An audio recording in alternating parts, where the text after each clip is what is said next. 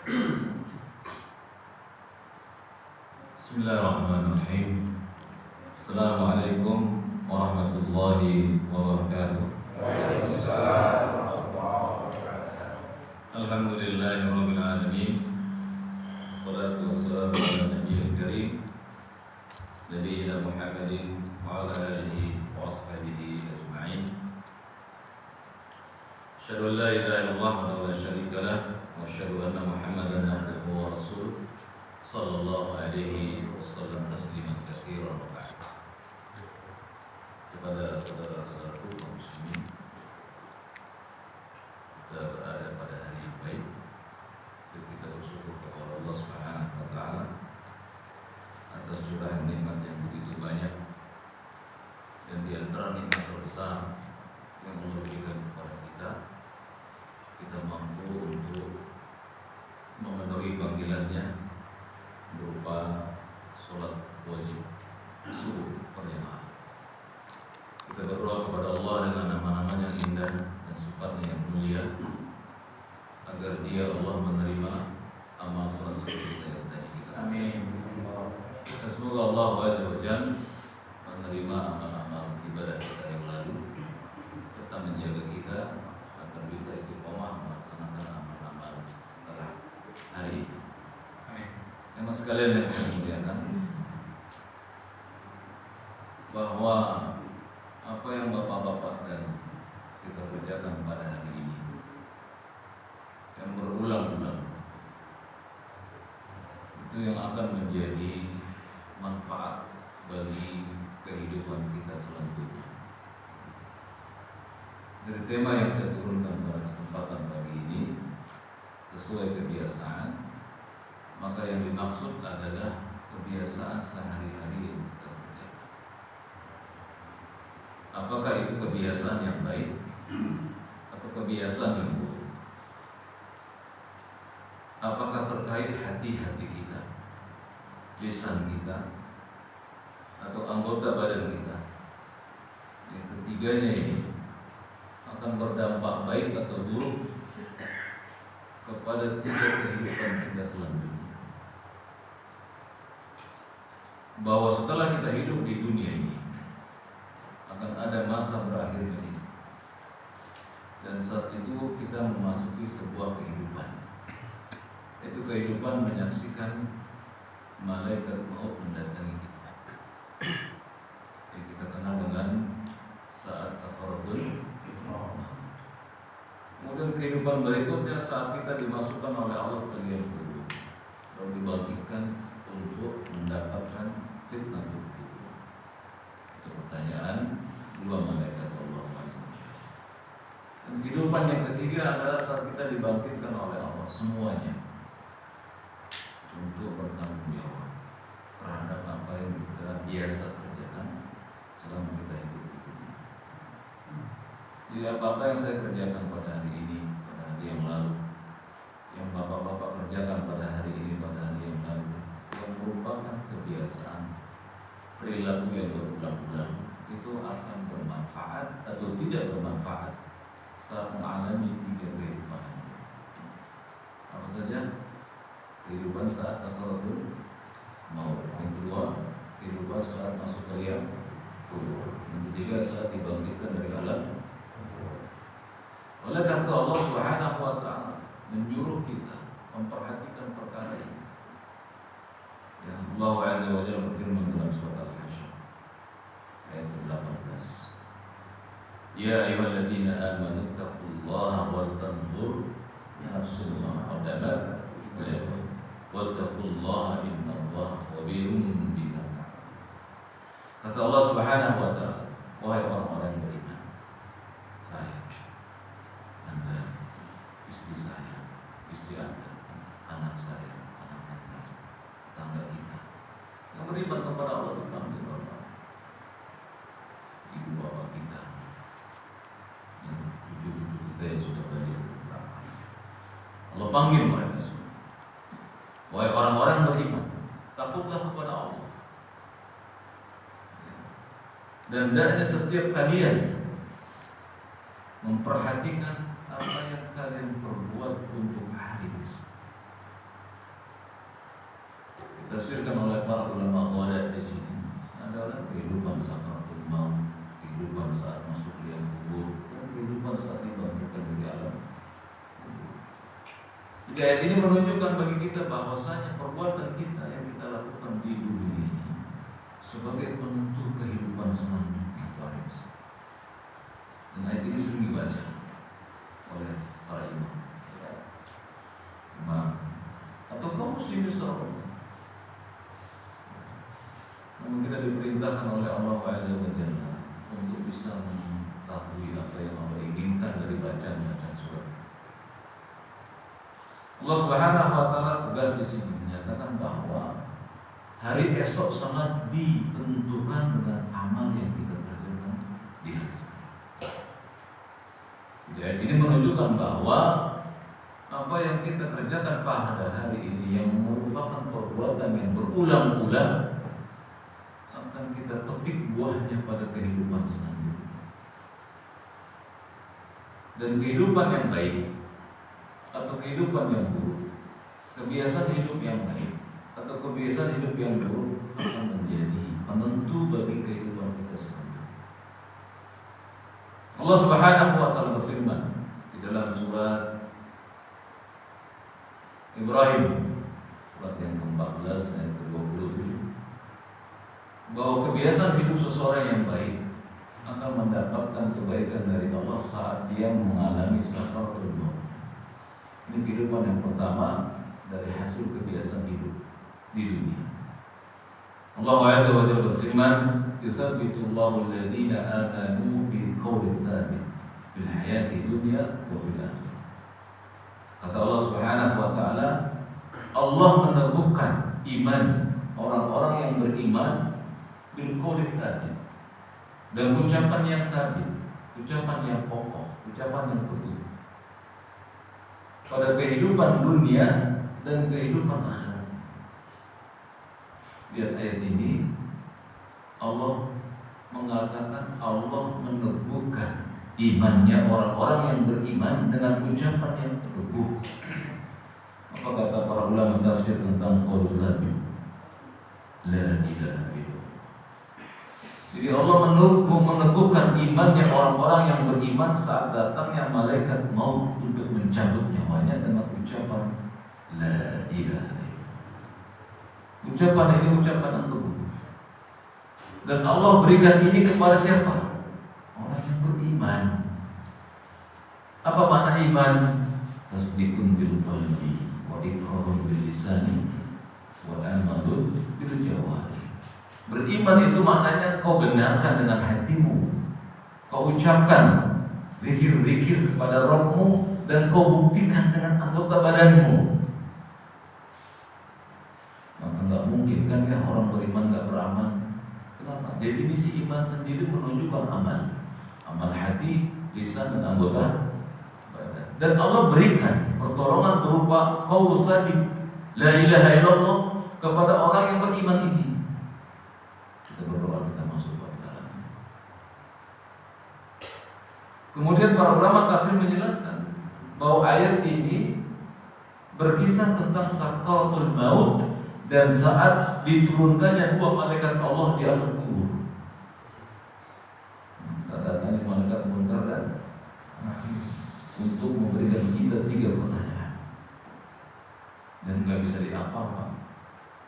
Ya, kalimat la ilaha kita amalin, kita baca. Ya, jika nggak beriman dan beramal saleh, maka Allah nggak berikan kalimat ini pada hidup kita dan tidak bisa menjawab 3 pertanyaan. Pada saat nanti 2 malaikat bertanya. Jadi membuat kita bisa bertanya, aman, beriman dan beramal saleh. Kenapa Allah Subhanahu wa taala menegaskan bahwa Allah akan berikan qaul sabit ini kepada orang beriman? Bahwa Allah kabarkan melalui lisan Rasulnya yang mulia sallallahu alaihi wasallam tentang keistimewaan kalimat ini, Pak. Kalimat apa?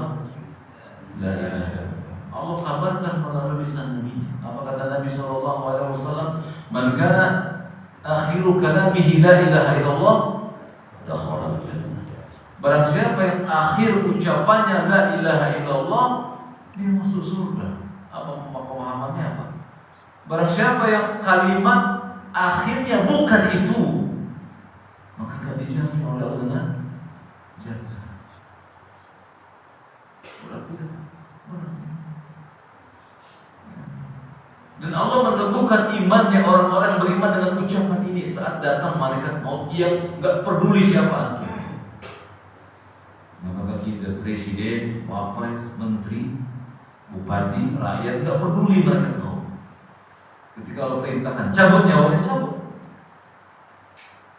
Dan Allah meneguhkan iman hamba yang dicabut nyawanya dengan qaulul la ilaha.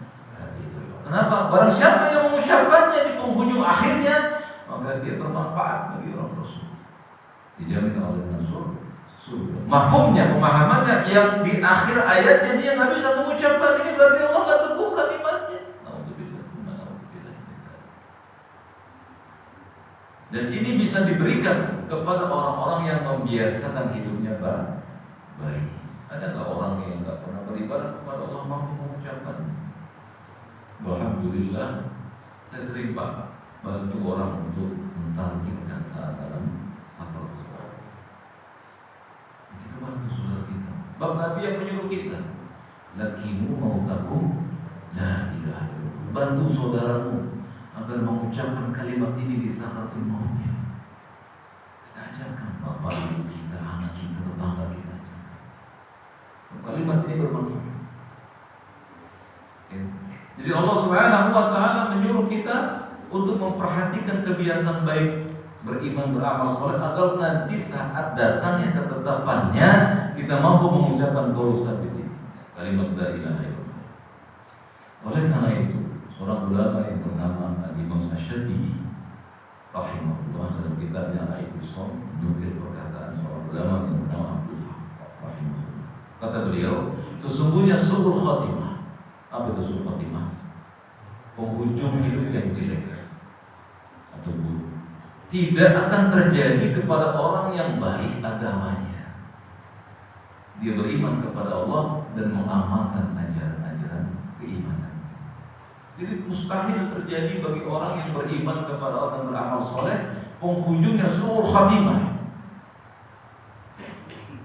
Tapi syaratnya beriman, kebiasaannya beriman dan kebiasaan beramal soleh. Kebiasaannya itu. Kemudian berkata Imam Ibnu Al-Jauzi rahimahullah, kata beliau, ada seorang yang akan wafat. Lalu beliau mentalkinkan kalimat la ilaha illallah, diajarkan kepada orang yang akan wafat. Orang ini berkata, apa gunanya ucapan ini? Aku tidak pernah mengerjakan sholat kepada Allah walau sekalipun. Setelah dia mengucapkan kalimat itu, dia mati. Berarti ujung ucapannya apa? Jadi dia bilang, aku gak bisa mengucapkan itu. Dan apa gunanya ucapan itu? Karena aku gak pernah sholat kepada Allah walau sekali saja. Ya. Jadi ternyata amal soleh menuntut kita untuk mendapatkan besar. Kebiasaan hidup kita yang baik akan membantu kita untuk mengucapkan kalimat tersebut. Dan secara logis, Pak, apakah Allah membantu orang yang durhaka? Mungkin tidak Allah membantu orang yang durhaka kepadanya? Mustahil. Allah akan membantu orang-orang mentaatinya. Dan Allah tidak akan membantu orang-orang yang tidak mentaati. Betul tidak? Kalau Allah membantu orang yang durhaka kepada dia, lalu nanti orang-orang yang mentaati Allah akan protes kepada Allah. Di mana keadilan yang kau datangkan kepada kami? Orang-orang yang durhaka kepadamu kau berikan juga kalimat tersebut. Apa bedanya nanti orang-orang yang beramal soleh dengan yang tidak beramal? Kemudian berkata seorang ulama Islam yang bernama Imam At-Tahawi rahimahullah. Beliau membuat kitab yang bernama Al-Kabair, isinya 76 dosa-dosa besar. Ya, bukan batasannya 76, tapi yang sering terjadi. Beliau mengatakan ada seorang yang sekedar bergaul dengan orang yang suka meminum khamr, cuma bergaul. Kebiasaannya ya berteman dengan orang yang candu khamr. Saat kematiannya ada temannya yang datang untuk mengajari kalimat la ilaha illallah.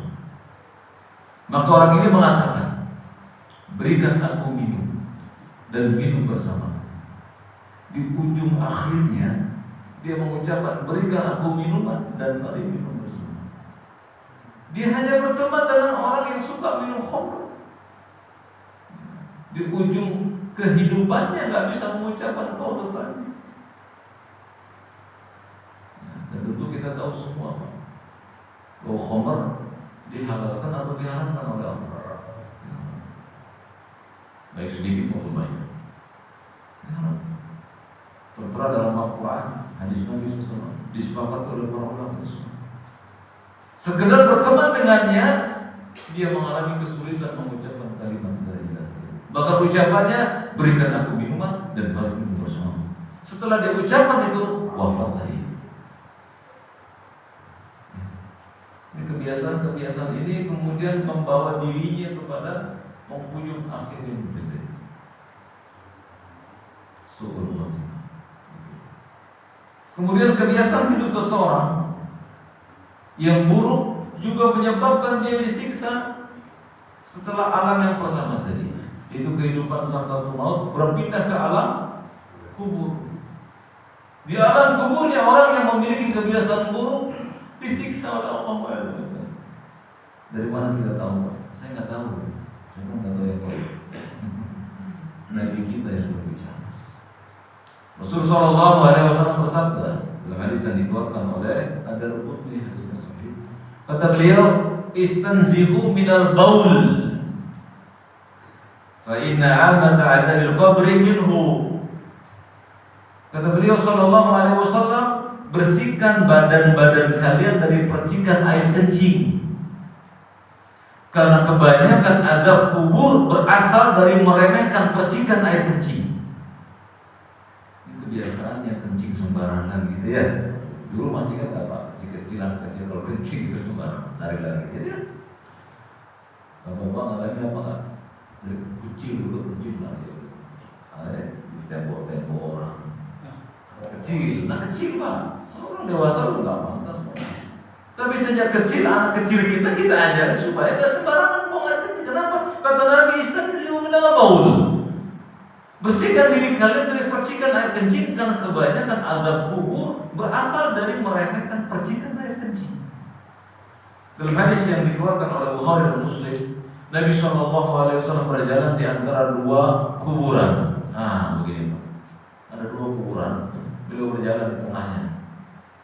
Apa kata beliau? Kedua penghuni kubur ini sedang disiksa oleh Allah Azza wa Jalla karena mereka mengerjakan yang tidak berat bagi mereka untuk mereka tinggalkan. Tidak berat sebenarnya, tapi mereka membiasakan diri mengerjakan pekerjaan ini. Apa kata beliau? Karena la yastatarinu minal baul. Yang pertama, dia nggak menutupi dirinya dari percikan air kencing. Yang kencing itu kan nggak perlu dia kencing itu nyiprat di baju atau di kaki, nggak perlu. Yang kedua kata Nabi SAW, kanu yamsil namimah. Dia suka berjalan-jalan di tengah-tengah manusia menyebarkan fitnah. Kalau sekarang nggak usah jalan Pak, duduk di rumah tebar fitnah dengan bisa tidak begitu? Tidak. Akhirnya bapak dengan saya ribut, saya dengan bapak ribut. Namimah namanya apa? Adu domba. Di orang yang kerjaannya adu domba, kebiasaannya suka ngomongin A dan B, lalu A dan B ribut. Kata Nabi SAW, kebiasaan ini menyebabkan dia disiksa oleh Allah. Lalu beliau mengambil satu pelepah kurma dan dibelah, ditancapkan kedua buku tersebut. Beliau berkata, aku berharap kepada Allah ringankan adab orang tersebut sampai pelepah kurma ini. Ini mukjizat bagi beliau, nggak berlaku bagi selain beliau. Dia coba-coba bapak beli cari pelepah kurma tancap di tubuh manusia, tidak terjadi. Ya, ini khusus buat Nabi SAW. Iya Pak, kebiasaannya sekedar seperti itu menjadi adab di alam kubur. Ya. Kemudian kebiasaan hidup yang buruk mengantar kepada kehidupan yang buruk setelah alam kubur. Dia dibangkitkan oleh Allah Azza wa Jalla. Lalu Allah bertanya kepadanya. Bersabda Nabi SAW, tidak akan bergeser kaki anak Adam di hadapan Allah pada hari kiamat sampai ditanya 4 atau 5 perkara. Ditanya, ya, untuk apa masa mudamu dihabiskan? Ya, untuk apa umurmu dihabiskan? Dari mana hartamu didapat dan buat apa dibelanjakan? Dan buat apa ilmu yang kamu ngaji setiap minggu? Misalnya, kau gunakan, diamalkan atau hanya masuk kanan keluar kiri? Ditanya. Allah juga berfirman dalam surat At-Takatsur, "Tsumma latus'alunna yawma idzin." Kata Allah, pada hari ini kalian semuanya akan ditanya tentang apa yang kalian nikmati di dunia. Ya. Allah berfirman dalam surat Al-A'raf ayat yang ke-40, "Innal ladzina kadzdzabu bi ayatina wastakbaru anha."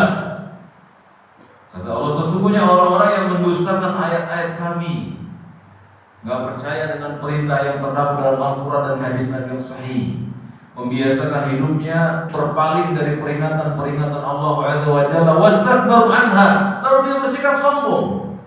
Itu kan Anda, itu kamu masih kecil, nanti saja saya beribadahnya kepada Allah sudah 60 tahun.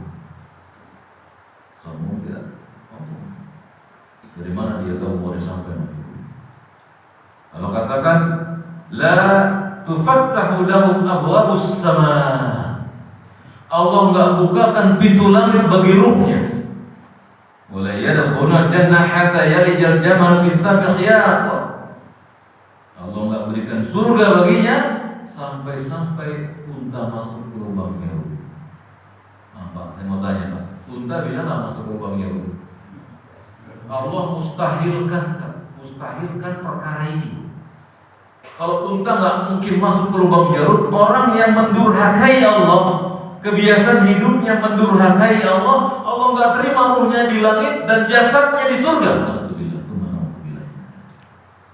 Dan mustahil baginya mendapatkan itu. Karena mustahil unta masuk ke lubang. Saking mustahilnya Allah kiaskan, unta nggak mungkin masuk ke lubangnya. Maka mustahil pula orang yang mendurhakai ayat-ayat Allah, sombong atas ayat-ayat Allah, masuk ke dalam surganya, boro-boro masuk ke surga, ruhnya nggak diterima di langit. Mungkin saya pernah sampaikan di tempat ini sebelumnya. Tapi ada sebuah hadis Nabi yang diriwayatkan oleh Al-Bara bin Azib radhiyallahu anhu tentang orang yang dicabut nyawanya oleh malaikat maut. Setelah dicabut, segera direbut oleh malaikat-malaikat lain yang membawa kafan dari akhirat. Kalau ruhnya baik, kafannya wangi dari surga, diangkat ke langit, masuk langit pertama ditanya oleh penduduk langit, ruh siapa yang menebarkan bau wangi? Fulan bin Fulan disebut namanya di dunia. Setiap langit terbuka, lalu terdengar di langit ketujuh suara Allah Azza wa Jalla, tempatkan ruh hambaku ini di Illiyin, satu tempat di bawah arsy, surga. Dari orang yang fajir, orang yang kufur kepada Allah, ruhnya berbau busuk. Ketika dicabut malaikat maut, maka berebutan juga malaikat yang lain membawa kafan dari An-Nar, diterbangkan ke langit dan tidak dibuka pintu langit. Ini dia dan tufatul dan ruhnya tidak diterima di langit. Allah katakan kepada malaikat yang membawa ruh tersebut, lemparkan ruh hambaku ke Sijjin. Apa Sijjin Pak? Tempat di bawah api. Jadi Allah nggak terima ruhnya di langit dan Allah nggak terima dia di surga. Jadi orang yang berkebiasaan sakaratul mautnya susah, di alam kuburnya susah, di akhiratnya susah. Kalau tadi orang yang sekedar berteman dengan peminum khamr nggak bisa mengucapkan kalimat la ilaha illallah. Sekarang orang yang meminum khamr dijanjikan oleh Nabi SAW dengan hadis beliau yang sahih. Bersabda beliau SAW, Allah berjanji, Allahu ahdan liman surbil muskar. Allah berjanji kepada setiap peminum khamr, la yasqayhu minat-tinatul khabal, akan diberikan minum di akhirat dengan tinatul khabal. Maka berkata para sahabat, ya Rasulullah, ma tinatul khabal, apa itu tinatul khabal? Maka beliau menjawab, arqu ahlunnar, itu keringatnya penduduk api neraka, atau itu ekstraknya pembakaran orang-orang yang digodok dalam api neraka. Jadi yang berteman dengan peminum khamar gak bisa mengucapkan la ilaha illallah, yang meminum khamar diberikan tinatul khamar. Kebiasaan buruk kita ini berdampak. Kebiasaan baik berdampak, kebiasaan buruk berdampak. Saat sakaratul maut, saat masuk ke liang lahat, saat dibangkitkan dari alam kubur. Kemudian Nabi SAW menjelaskan kembali. Apa ya?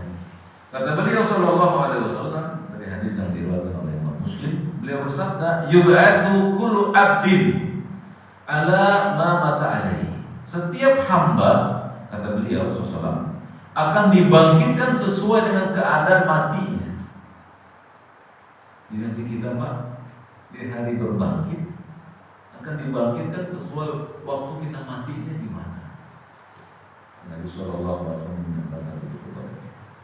Hadis tersebut dijelaskan oleh ulama, di antaranya Imam Al-Munawi rahimahullah. Kata beliau, ay yamutu ala ma'asya wa yub'atsu ala dzalik. Hadis Nabi yang berbunyi setiap hamba akan dibangkitkan sesuai dengan matinya, sesuai dengan kondisi matinya. Maksudnya dia akan mati di atas kebiasaannya, lalu Allah bangkitkan di atas bagaimana dia matinya. Paham di sini Bapak? Jadi kalau kita biasanya sholat, mati di atas sholat kepada Allah, dan nanti dibangkitkan dalam keadaan sholat. Kita sedang berzikir di rumah, kebiasaan kita itu baca Quran di rumah, nanti di atas kebiasaan itu, dan dibangkitkan dalam keadaan baca Quran. Mungkin Bapak dan saya, mungkin ya dulu ya, atau sekarang barangkali gimana ya, saya dibangkitkan dalam baca Quran. Itu perkara bohong. Dan Allah mampu tidak? Mampu Bapak dibangkitkan dalam keadaan nyender, mampu nanti di akhirat. Apa susahnya bagi Allah? Saya dibangkitkan dalam keadaan begini, apa susahnya bagi Allah?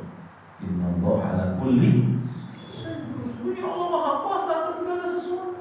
Allah mampu ya menghidupkan burung yang dicacak-cacak oleh siapa?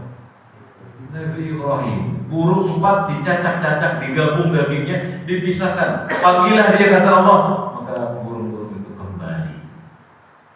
Mudah bagi Allah. Allah berfirman, innama idza arada syai'an yaqulu lahu. Kalau Allah menginginkan sesuatu hanya mengatakan jadi, jadilah. Apa susahnya?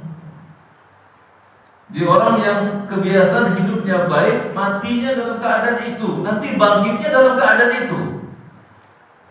Dan bersama dengan itu, orang yang kebiasaan hidupnya buruk, wafat di atas itu, dibangkitkan dalam keadaan itu. Alhamdulillah ini. Berkata Al-Hafiz Ibnu Katsir rahimahullah, hafizu 'ala al-Islam fi hali sihhatikum wa salamatikum. Kata beliau, Pak, siapa Pak Ibnu Katsir ini? Seorang ulama yang menafsirkan Al-Quran dari mazhab Syafi'i rahimahullah. Tafsirnya beliau dikenalkan di Indonesia, di seluruh dunia tafsir Ibnu Katsir. Kata beliau rahimahullah, hafizu 'ala al-Islam fi hali sihhatikum wa salamatikum. Peliharalah Islam. Apa maksudnya Islam? Agama amal. Peliharalah syahadat kalian dan amal kalian, sholat, puasa, zakat, haji kalian, berbakti kepada orang tua, baca Quran, zikir dan lain-lain. Peliharalah syahadat kalian dan amal kalian hari sihhatikum wa salamatikum, saat kalian berada sehat dan selamat. Kata beliau, litamutu alaihi, agar kalian mati di atas itu. Kemudian fa innal karima qad ajra 'adatahu bi karamah. Kata beliau, sesungguhnya Allah yang Maha Pengasih masih akan memberlakukan seseorang di atas kebiasaannya. Annahu man asa ala syai' mata alaih. Barang siapa yang berada pada suatu kebiasaan, dia akan mati di atas kebiasaan. Wa man mata ala syai'in bu'itha alaih. Barang siapa yang mati di atas suatu kebiasaan, dia akan dibangkitkan di atasnya. Kemudian beliau mengatakan fa'iyadan billah min khilafi dzalik. Kita berlindung kepada Allah dari penyimpangan agama. Ya Pak, jadi orang yang memiliki kebiasaan buruk disebut oleh Ibnu Katsir orang yang memiliki penyimpangan agama. Sebab agama itu mengajarkan baik atau buruk? Masa sih? Yakin Pak? Mungkin separuh baik buruk nggak? Nggak mungkin Pak. Islam bukan agama yang separuh baik separuh buruk. Nggak. Islam itu kamil, sempurna baiknya, nggak ada sedikit pun keburukannya. Ya, jadi orang Islam itu nggak radikal Pak ya. Islam nggak radikal. Ya, orang Islam nggak boleh radikal karena Islamnya nggak radikal. Mungkin orang Islam ada yang radikal, tapi Islam nggak pernah mengajarkan pemeluknya untuk radikal. Bapak kalau mau nyembelih buat kurban aja nasah dulu ya, supaya apa? Nggak nyiksa hewan. Bapak nyiramin tanaman buat apa? Tumbuh subur.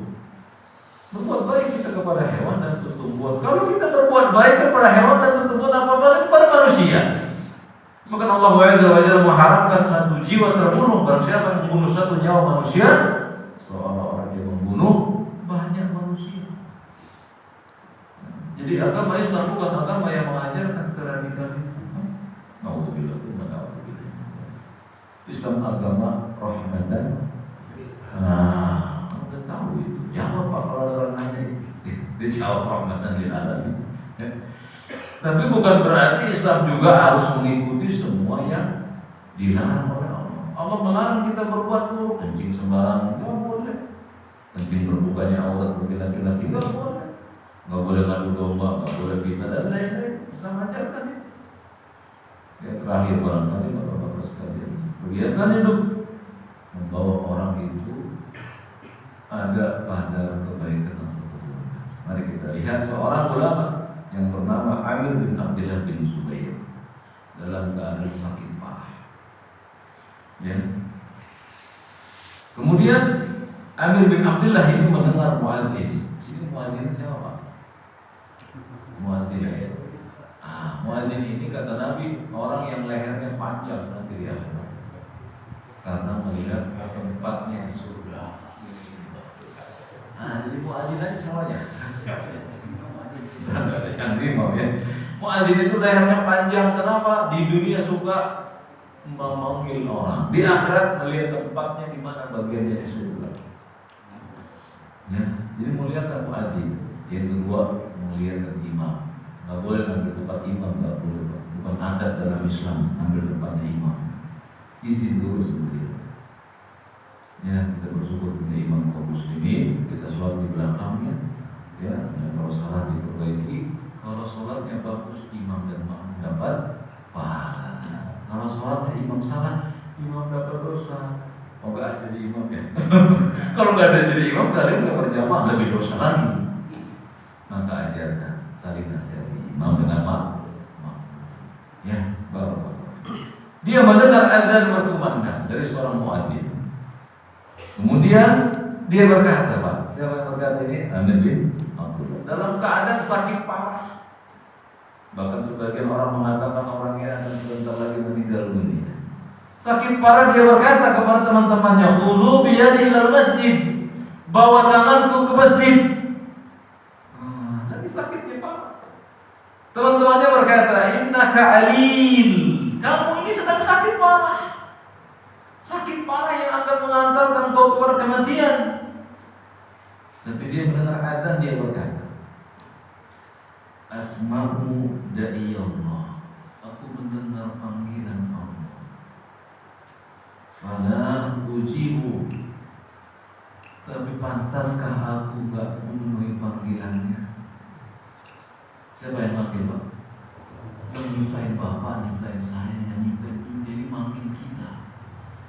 Ya, kata dia, aku mendengar Allah memanggilku, tapi aku nggak memenuhi panggilannya. Gimana ini? Maka kata dia, bawa tanganku ke masjid. Maka dibawalah tangannya ke masjid, sama badannya tentunya ya, sama badannya. Tangannya dibawa ke masjid. Menurut riwayat, fadakhala ma'al imam fi sholatil maghrib. Maka dia dimasukkan ke dalam shaf bersama imam saat sholat maghrib. Lihat Pak, di akhir riwayat ini, periwayat mengatakan faraka'a ma'al imam rok'atan thumma mat. Dia sholat bersama imam 1 rakaat kemudian mati. Nah, berarti matinya di atas sholat berjamaah bersama imam. Kebiasaannya menjadi penghujung akhir. Ya, mau apa enggak Pak kita wafat di atas sholat berjamaah? Luar biasa Pak. Satu sholat bersama imam 25 dan 27 derajat. 1 derajat seluas langit dan bumi. Ya, masih saja kita enggak. Dan ini hanya bagian dari amal soleh. Di antara amal soleh yang lain adalah berbaik sangka kepada Allah. Kalau Bapak dan saya berbaik sangka kepada Allah dalam segala keadaan, maka nanti kita wafat di atas baik sangka kepada Allah. Allah berikan kita qaulul thabit. Ya, paham di sini?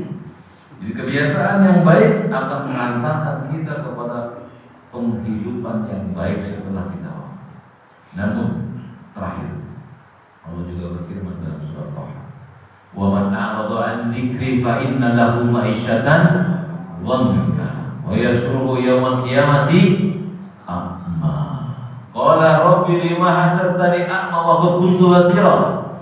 Qala kadzalika atatka ayatuna fanasitaha wa kadzalika yawma tunsa. Kata Allah Subhanahu wa taala, barang siapa yang berpaling dari kebiasaan-kebiasaan yang baik, dari peringatan-peringatanku, maka aku akan sempitkan kehidupan. Dan di akhirat aku akan kumpulkan dia dalam keadaan buta. Dia berkata, "Ya Rabbi, kenapa engkau butakan mataku padahal dulu aku melihat di dunia?" Apa kata Allah? Kadzalika atatka ayatuna. Sudah datang kepada kamu ayat-ayatku, peringatanku. Kalian lupakan itu. Wa kadzalika yauma tunsa. Maka pada hari ini, di hari kau berhadapan denganku, engkau aku lupakan. Serempak. Dan kata itu Abbas radhiyallahu anhu, penghidupan yang sempit, ma'isyatan dhanka. Maksudnya Pak, ada 3 penafsiran. Yang pertama, Bapak dan saya dihimpit dalam kubur sampai giga kita remuk. Ini penghidupan yang sempit. Yang kedua, Bapak di dunia makmur, tapi hati Bapak gak pernah puas. Itu namanya penghidupan sempit. Bukan saya Muslim, Abdullah bin Abbas radhiyallahu anhu, sahabat Nabi, tafsir Al-Quran yang generasi pertama. Jadi hadirin sekalian, demikian yang bisa saya sampaikan. Ya, bahwasanya kebiasaan kita akan mendatangkan kebaikan atau justru mendatangkan keburukan bagi hidup kita selanjutnya saat kita didatangkan malaikat maut, saat masuk ke dalam liang kubur, dan saat dibangkitkan kembali dari alam. Ya, semoga Allah Azza wa Jalla jadikan apa yang kita sampaikan ini bermanfaat, khususnya bagi saya dan bagi saudara-saudara saya di sini.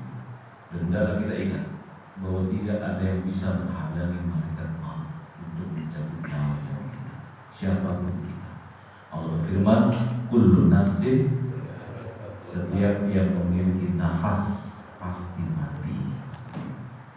Aqulu qouli hadza wa astaghfirullah li wa lakum wa lisa'iril muslimina min kulli dhanbin fastaghfiruhu innahu